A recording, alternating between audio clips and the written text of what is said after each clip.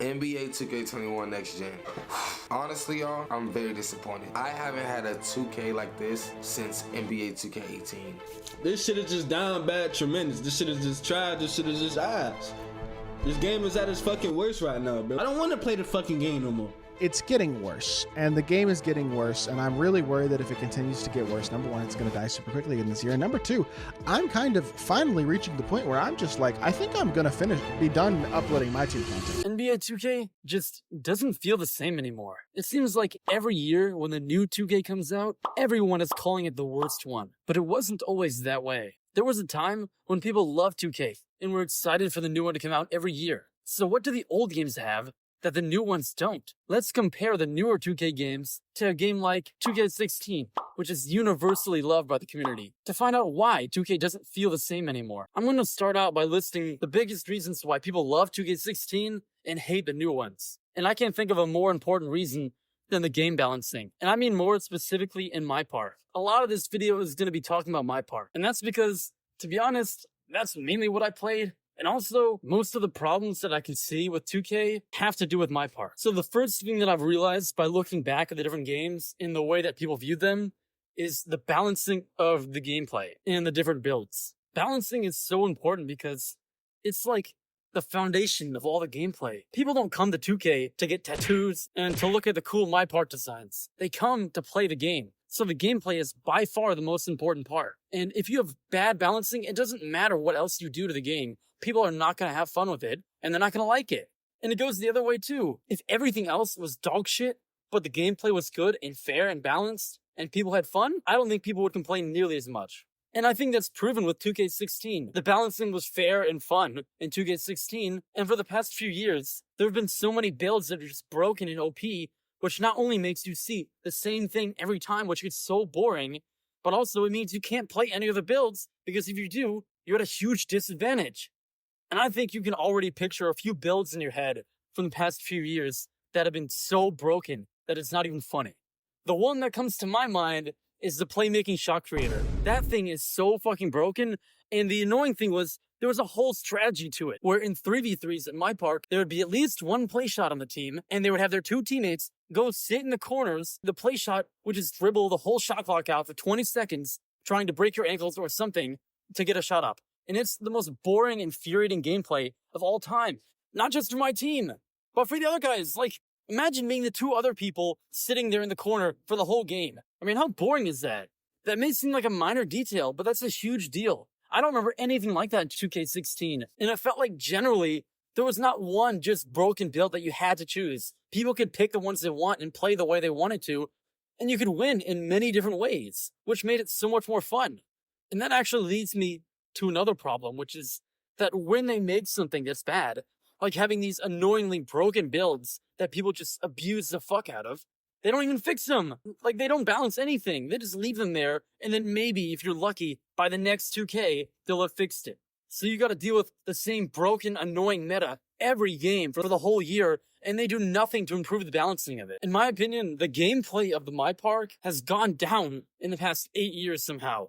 It just seems like with NBA 2K, you're lucky if things even stay the same, because most of the quality will go down over time somehow. You know, you would think that every year as the team gets more experience and more information about what makes a good NBA game and what people like, that they would make a better game. But they don't, because they just don't fucking care. All right, let's move on to the next major reason that I think the game has gotten so much worse since 2K16. The microtransactions. And like, I know they already had that kind of stuff before. Like, you could already pay for VC and shit, but it's gotten so much worse.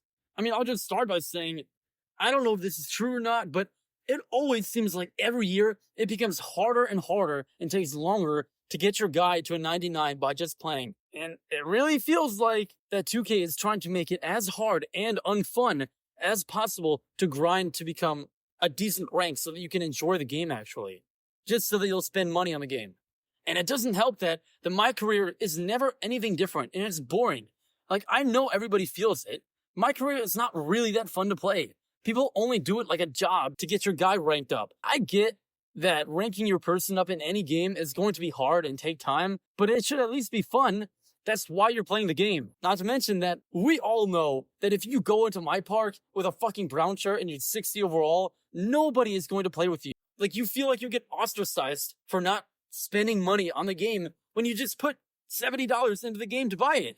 But if you don't put money into upgrading your character like right away, people don't want to play with you. And it literally feels like you're being backed into a corner, like you pay this money to play with us, or you can be relegated to playing my career for a whole fucking month just to get your guy ranked up enough where you're not a liability on the court. Since 2K16, the greed and the microtransactions have gotten insane. I mean, if you look anywhere on the fucking screen, there's a ton of ads anywhere. I mean, if I didn't know any better, by looking at the 2K screen, I would think that I'm on some website trying to pirate a movie.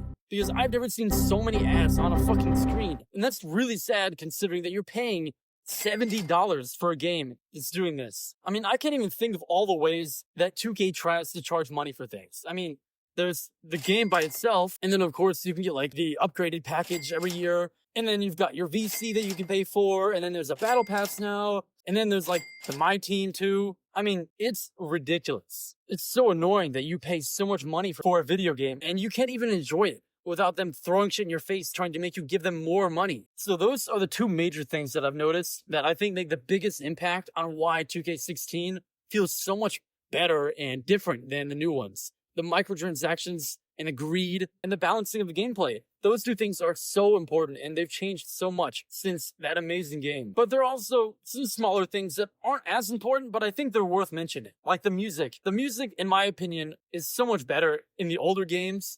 And the newer ones, it's just like, I just want to mute the fucking music. It's terrible. Also, the UI and the menu screens were just smoother and were better to look at than the new ones. And finally, the My Park, at least in 2K16, I remember that one distinctly. It was so much cooler than anything I've seen in the past few 2Ks. Because you could choose between 3 different park designs, and then you could travel between them to play different people there. And there was like a leaderboard for each faction. It was so cool. And they all had their distinct, unique designs. They weren't similar at all. Now, that's all the things that I can compare between 2K16 and the newer 2Ks. But there are a few things about 2K as a whole that I just want to complain about because I've never seen anybody talk about this stuff, and it's so infuriating. I don't know how people deal with this. I mean, it feels like every year, 2K tries to make it as hard as possible to play without spending money.